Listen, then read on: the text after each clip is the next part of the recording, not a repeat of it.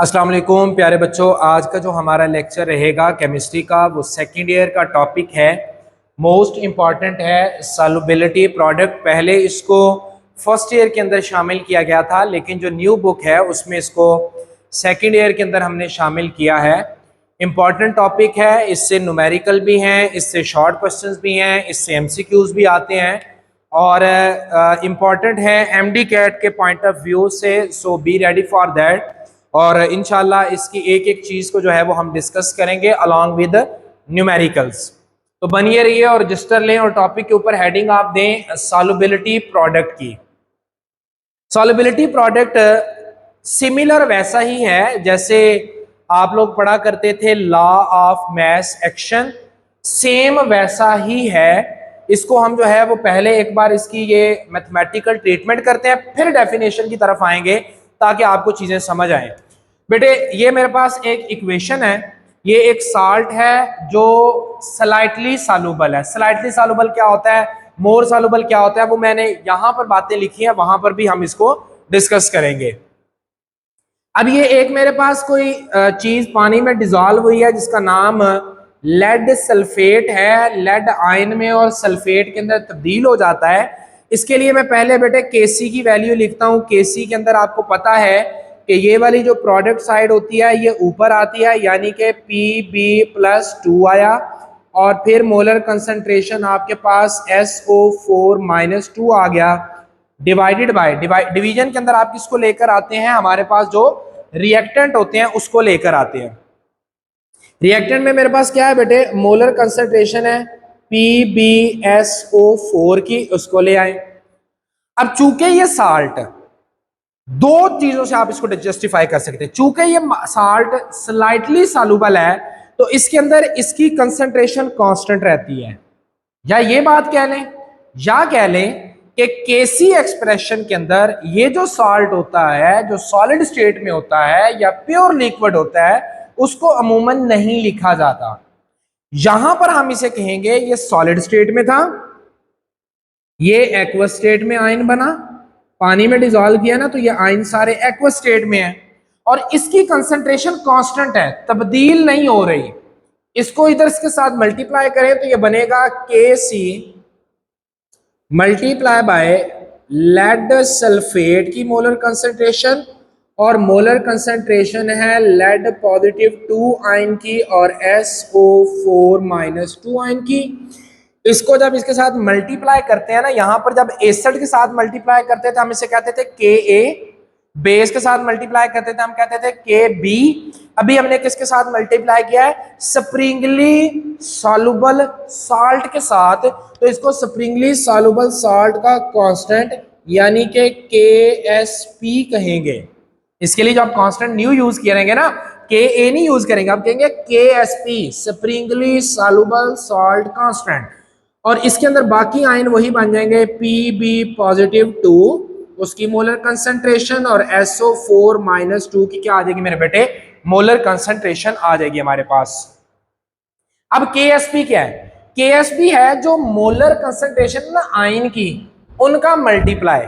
Multiply को आप term इस्तेमाल करते हैं प्रोडक्ट मैथ में। अब डेफिनेशन पढ़ें, product of molar concentration of ion, ions की, ये आयन था ना, एक कैटायन है एक एनायन है, इनको आपस में मल्टीप्लाई किया, मल्टीप्लाई करने को कहते हैं product. So it is a product of molar concentration of ion at equilibrium at a given temperature.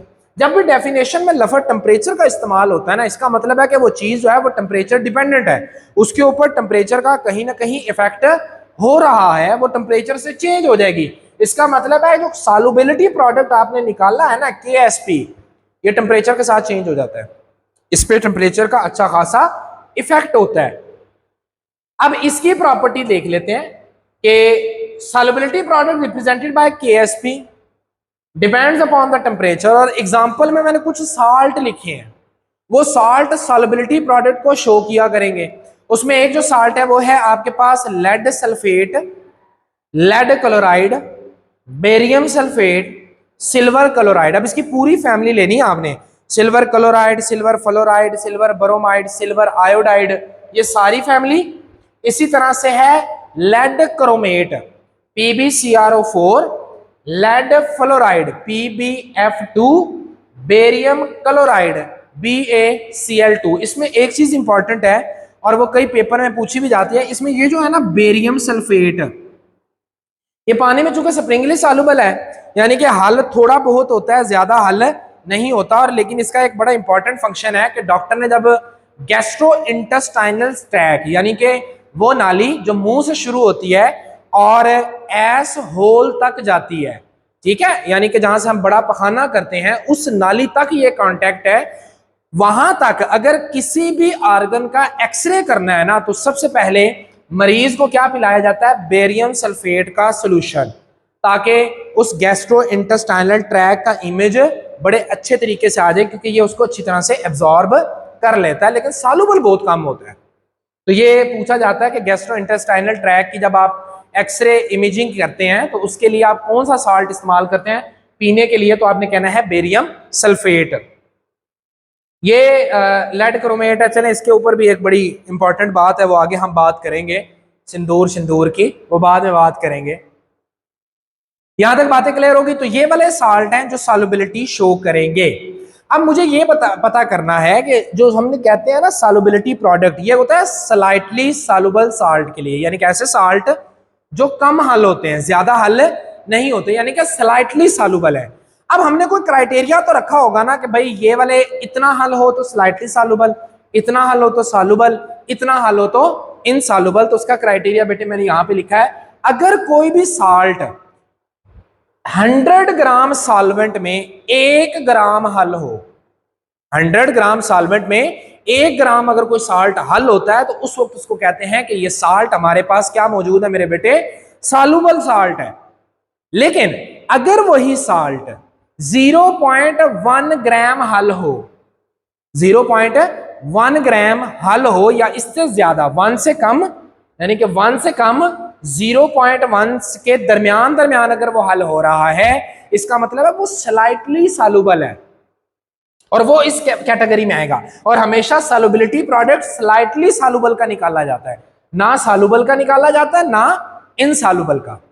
So insoluble salt वो होते हैं जिनके अंदर 0.1 ग्राम से कम हल हो, वो इनसॉल्युबल, यानी कि वो हल ही नहीं हुए, इनसॉल्युबल है। लेकिन अगर 0.1 से 1 ग्राम के दरमियान कोई साल्ट अपनी सॉल्युबिलिटी को शो करता है, उसको मेरे बेटे क्या कहते हैं? स्लाइटली सॉल्युबल साल्ट कहते हैं। और यहां पर एक और बात याद रखनी है मेरे बेटे, सॉल्युबिलिटी प्रोडक्ट में ये जो चीज है ना, ये रिप्रेजेंट कर रही है इक्विलिब्रियम को। अगर आप अभी हमने ये वाले रिलेशन पढ़ाने हैं जो बड़े इंपॉर्टेंट है, आप तो खैर बुक वाले ने खत्म कर दिया, लेकिन पेपर में और टॉपिक के कॉन्सेप्ट से बड़े इंपॉर्टेंट है। हमारा मकसद कॉन्सेप्ट को क्लियर करना ताकि सवाल कहीं से भी आए, ठीक है जी। पुराने बाबे अभी बैठे हुए जिन्होंने पेपर बनाना है, तो पेपर उन्होंने अपने कॉन्सेप्ट को देख के बनाना है जो उस टॉपिक से मिलते हैं, उन्होंने बुक देख के तो शायद बनाए भी ना, तो इसको मलहूज़े खातिर रखिएगा। अब बात करते हैं आयनिक प्रोडक्ट की। ये जो चीज है ना, ये हमने उस वक्त हासिल की है जब सॉल्यूशन आपके पास क्या था? सैचुरेटेड है। मैंने ना, अगर आप गौर करें तो मैंने यहां पर लिखा है एट इक्विलिब्रियम। इक्विलिब्रियम कब हासिल होता है? जब सॉल्यूशन एक दफा अपनी सैचुरेटेड कंडीशन पर आ जाता है। तो अगर कोई सॉल्यूशन का KSP आप सैचुरेटेड होने पर निकाल लें तो वो KSP कहलाएगा। लेकिन अगर यही चीज ऐसे इक्वेशन लिख के अगर आप करें किसी भी कंसंट्रेशन पे इक्विलिब्रियम से पहले, वो कहलाएगी आयनिक प्रोडक्ट। याद करें हमने ना 2 टर्म्स इस्तेमाल की थी। हमने कहा था एक कहते थे हम KC इक्विलिब्रियम कांस्टेंट और एक कहते थे QC इक्विलिब्रियम कोशेंट। कांस्टेंट क्या होता था? At equilibrium. कोशेंट होता था इक्विलिब्रियम से पहले किसी भी वक्त, इक्विलिब्रियम के बाद भी। वैसे इक्विलिब्रियम आ गया तो आगे जाने का तो बनता ही नहीं है, यानी कि इक्विलिब्रियम से पहले किसी भी कंसंट्रेशन पे वो होता था QC, इक्विलिब्रियम पर KC। इसी तरह से अगर ये वाला कांस्टेंट आप यहां पर, ये वाला रिएक्शन अगर आप कह देना कि मैंने इक्विलिब्रियम पे लिया है तो वो है KSP। लेकिन अगर आप कह दें कि मैंने इक्विलिब्रियम पर नहीं लिया तो फिर उसे कहेंगे QSP। और QSP क्या होता है बेटे? Ionic product. आप इसके साथ लिख लें कि ये है बिफोर, ये क्या है मेरे बेटे? Before equilibrium. ये इक्विलिब्रियम से पहले की जो वैल्यू है इसको कहते हैं आयनिक प्रोडक्ट। अब आयनिक प्रोडक्ट का फायदा क्या होता है, आप जैसे QC और KC का कंपेयर करके बताते थे ना कि इक्विलिब्रियम स्टैब्लिश हुआ या नहीं हुआ, सिमिलरली मेरे बेटे QSP यानी कि आयनिक प्रोडक्ट को और KSP को कंपेयर करके भी बताते हैं कि प्रेसिपिटेशन होगी या नहीं। अब प्रेसिपिटेशन क्या है? प्रेसिपिटेशन होता है कि अगर आपने कोई साल्ट को पानी में हल किया है ना, तो वो उसमें हल नहीं होगा, बल्कि उसके अंदर छोटा छोटा जो है ना वो, या अगर हल हो भी गया तो उसके अंदर रसूब बन जाएंगे, प्रेसिपिटेट हो जाएगा, नीचे वो बैठना शुरू कर देगा। कब बैठेगा? जब वो सॉल्यूशन सुपर सैचुरेटेड हो जाएगा। आपने क्या करना है, QSP और KSP की वैल्यू निकाल लेनी है, यानी कि इक्विलिब्रियम पे अगर मैं इसकी निकालना चाहता हूं ना, PB की, लेड की ना, लेड सल्फेट की, ये अभी जो मैंने KSP निकाला है, ये निकाला है एट इक्विलिब्रियम।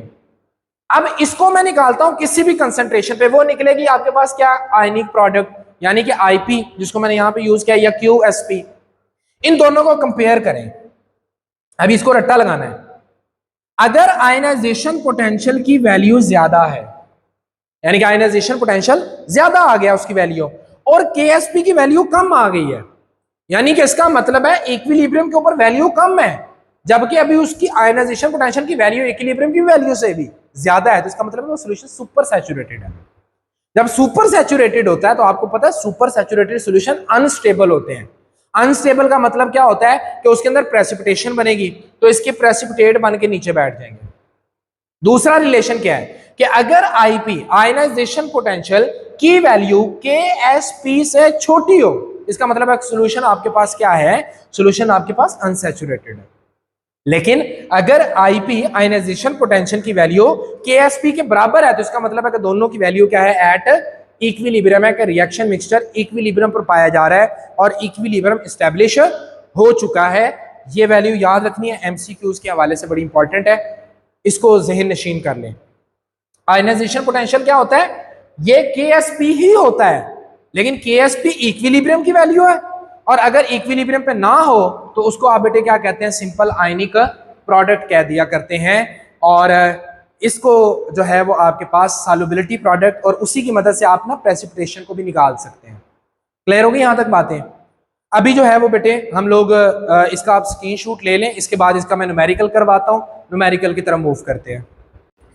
नेक्स्ट बेटे हमारे पास न्यूमेरिकल आता है, कहता है कि KSP value of zinc sulphide is 3.0 multiply by 10⁻⁻23, यानी कि एक ही उसने आपको जो है वो वैल्यू दे दी है, और वो कहता है कि जी आप इसमें KSP की वैल्यू निकाल लें। ये न्यूमेरिकल है। पहले आप जिंक सल्फाइड की इक्वेशन लिख लें, जैसे हमने पहले लिखी ZnS, और ये KSP निकालना है तो डेफिनेटली बात है इक्विलिब्रियम लगाना पड़ेगा। Zn जो है वो पॉजिटिव 2 ऑक्सीडेशन स्टेट शो करता है, और सल्फाइड जो है वो S-2 हो जाएगा। अब इसके लिए अगर आप जो है वो वही वैल्यू लिखे, पहले मैं KC लिख लेता हूँ। KC के अंदर मैंने कर लिया Zn पॉजिटिव 2 की मोलर कंसंट्रेशन, इसी तरह से सल्फाइड आयन जो है वो उसके ऊपर -2 आ जाएगा चार्ज, डिवाइडेड बाय ZnS, और ये यहाँ पर डिवाइड है, इधर आके मल्टीप्लाई हो जाएगा। मैं अब डायरेक्ट लिख रहा हूँ, या आप यूं स्टेप बाय स्टेप भी कर सकते हैं, या फिर आप भी इसको क्या करें कि डायरेक्ट ही वो वाला फार्मूला लगा लें, फिर भी बात जो है वो बन जाएगी।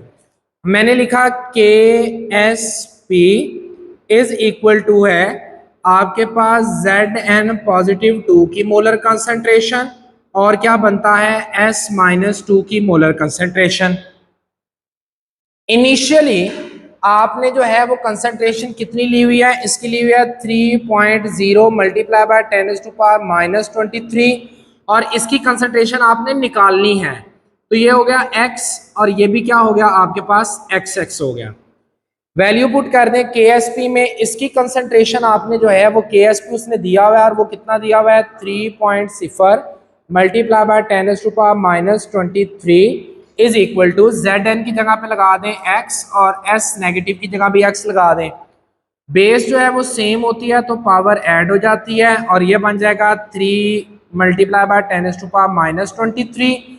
स्केयर रूट को ख़त्म करने के लिए, स्केयर को ख़त्म करने के लिए स्केयर रूट ले लें, और इसका ज़रा मैं स्क्वायर रूट ले लूँ जी कैलकुलेटर के ऊपर, तो ये बनता है 5.48 10⁻⁻12।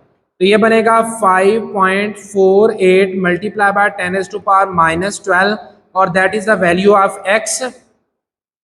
अब चूंकि ये भी एक एक्स है तो इसकी भी वैल्यू यही आएगी, ये भी एक ही एक्स है तो इसकी भी वैल्यू यही आएगी, यानी कि दोनों की वैल्यू जो है वो इक्वल होगी, दोनों में डिफरेंस नहीं होगा। नेक्स्ट जो है वो न्यूमेरिकल की तरफ चलते हैं बेटे, कि न्यूमेरिकल कहता है कि आपको को इसने दिया फाइंड द वैल्यू ऑफ, ये मैं कोई भी फर्जी सा ले लेता हूँ, let's say for example barium sulphate ही ले लेता हूँ। मैंने कहा कि ये जी वैल्यू उसने बेरियम सल्फेट की दी हुई है, Ba+2 अलग हो जाएगा और SO4-2 जो है वो अलग हो जाएगा। इनिशियली इसकी कंसंट्रेशन है 1.03 मल्टीप्लाई बाय 10⁻⁻5, इसकी कंसंट्रेशन 0 है और सल्फेट भी 0 होगा इनिशियली। जब इक्विलिब्रियम आएगा ना, इक्विलिब्रियम पे इसकी भी कंसंट्रेशन यही हो जाएगी 10⁻⁻5 और इसकी भी हो जाएगी 1.0 मल्टीप्लाई बाय 10⁻⁻5। KSP अगर इसका लिखे फार्मूले में, KSP इज इक्वल टू है बेरियम सल्फेट +2, सिर्फ आयंस को ही लिखना है आपने, SO4-2 और इसकी वैल्यू ये है बेरियम की और इसकी ये है, दोनों की वैल्यू पुट कर दें 1.03 मल्टीप्लाई बाय 10⁻⁻5 और इसकी भी है 1.03 मल्टीप्लाई बाय 10⁻�5। -5 जो है वो पावर सेम है तो ऐड हो जाएंगे और ये बनेगा 1.06 मल्टीप्लाई बाय 10⁻⁻10 और that will be the value of KSP। Clear है? तो ये वाला जो होगा इसका फाइनल आंसर हो गया KSP का जो वैल्यू है वो आपके पास ये आएगी। और इस क्वेश्चन को भी जो है वो नोट करें। नेक्स्ट टाइप का न्यूमेरिकल देखते हैं नेक्स्ट कैसे पूछा जाता है। नेक्स्ट न्यूमेरिकल है मेरे बेटे, कहता है कि सॉल्युबिलिटी जो है PbF2 की वो है 0.6 ग्राम पर क्यूब डेसीमीटर और फाइंड करें KSP। अब देखें पहले तो आप ना ये उसने दिया हुआ है आपको उसकी ग्राम पर क्यूबिक डेसीमीटर में उसने उसकी अमाउंट दिया है। इसका मतलब क्या है? इसका एक्चुअल में मतलब है कि अगर 1 क्यूबिक डेसीमीटर हो ना तो उसके अंदर जो ग्राम होता है ना मैस 0.64 ग्राम डिजोल्व है, ऐसी बात है। अब हमने ना इसके अंदर नंबर ऑफ मोल निकालने हैं। 1 लीटर में उसने इतना मैस डिजोल्व किया हुआ है तो इसका पहले मोलर मैस निकाल लें। क्लियर है? इसका मोलर मैस अगर आप निकालें तो Pb जो है इसका मोलर मैस आपके पास बनता है 245.2। कितना बनता है? 245.2। यानी कि इसके नंबर ऑफ मोल अगर आपने निकालने हैं ना तो ये उसने मैस दिया हुआ है, इतना दिया हुआ है ना, 1 लीटर में इतना मैस दिया हुआ है। वो कितना है? 6.4 डिवाइडेड बाय मोलर मैस कितना है? 245.2। इसको अगर आप जो है वो डिवाइड करेंगे तो डिवाइड करके आंसर बनता है 2.6 10⁻⁻3।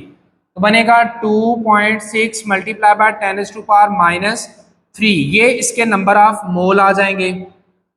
इक्वेशन अब लिखें, PbF2 इक्वेशन है, ये जब टूटेगा इक्विलिब्रियम पर तो ये आपके पास बनाएगा बेटे Pb+2 plus 2F negative. Clear है? इसका KSP लिखें। KSP अगर मैं इसका लिखता हूं तो बनेगा Pb+2 और F नेगेटिव है और ये जो पीछे होता है ना ये आपको पता है ऊपर पावर बन जाता होता है लॉ ऑफ मैथ सेक्शन के मुताबिक। अब इनकी जो है वो वैल्यूज पुट कर दें। अब इक्वेशन में अगर आप ये देखें ना इसको ना मैं एक स्टेप और इंक्रीज कर लेता हूं। इसके उसने मोल कितने दिए हम आपको? इसके मोल दिए हमें इनिशियली 2.6 मल्टीप्लाई बाय 10⁻⁻3 है, इसका 0 हुआ, इसका 0 हुआ। जब इक्विलिब्रियम आएगा ना तो ये खत्म हो जाएगा और इसके मोल बढ़ जाएंगे और वो कितना होगा? इसका भी 2.6 मल्टीप्लाई बाय 10⁻⁻3 एक था तो एक दफा लिखेंगे, ये 2 है तो इधर 2 से मल्टीप्लाई कर देंगे, 2 मल्टीप्लाई बाय 2.6 मल्टीप्लाई बाय 10⁻⁻3 हो गया। अब आप लगाएं KSP, उसकी वैल्यू को अगर आप पुट करें तो वो बनेगा आपके पास Pb+2 और बनेगा आपके पास F नेगेटिव का स्क्वायर। क्लियर है। अब आपने सिंपली क्या करना है, इनकी वैल्यूज को यहां पर पुट कर देंगे और वैल्यूज को ये वाली पुट करनी है आपने। इनकी मैं वैल्यूज को नोट करता हूं। पीबी की वैल्यू के एस पी ऐसे ही आ गया, के S P S it is. इसके पीबी के कितने मोल बने हैं 2.6, तो बनता है 2.6 मल्टीप्लाई बाय 10⁻³ ये आ गया। और ये कितने मोल हैं, एफ के कितने मोल बनते हैं 2 मल्टीप्लाई बाय 2.6 मल्टीप्लाई बाय 10⁻³ और इसका होल क्या बनता है आपके पास स्क्वायर। अब इसको जो है वो आप कैलकुलेटर का इस्तेमाल करें और कैलकुलेटर का इस्तेमाल करके जब आप इसे सॉल्व करेंगे 7.0 मल्टीप्लाई बाय 10⁻⁻8 7.0 मल्टीप्लाई बाय 10⁻⁻8 इसकी जो है वो वैल्यू निकल आएगी के एस पी की। क्लियर हो गया। ये वाला करें, इसको नोट करें। इसके बाद जो है वो आखिरी जो क्वेश्चन है इस तरह का उसको नोट करते हैं। नेक्स्ट बेटे हमारे पास न्यूमेरिकल है कि KSP वैल्यू दे दिया है कैल्शियम हाइड्रोक्साइड की, ये है, और कहता है फाइंड द सॉल्युबिलिटी। जैसे हमने पहला किया था ना न्यूमेरिकल, सेम वैसा ही है। पहले मैं क्या करता हूं कि इसकी इक्वेशन लिखता हूं। मैं कहता हूं कि कैल्शियम हाइड्रोक्साइड है आपके पास, वो जब पानी के अंदर डिजॉल्व होता है तो एक कैल्शियम देगा Ca +2 और OH कितने दे रहा है मेरे बेटे आपको 2 OH दे रहा है। इसकी कंसंट्रेशन इनिशियल में मुझे नहीं पता क्या है, ठीक है, मैंने सपोज कर ली कि इसकी कंसंट्रेशन है x, इसकी कंसंट्रेशन इनिशियली 0, इसकी भी 0।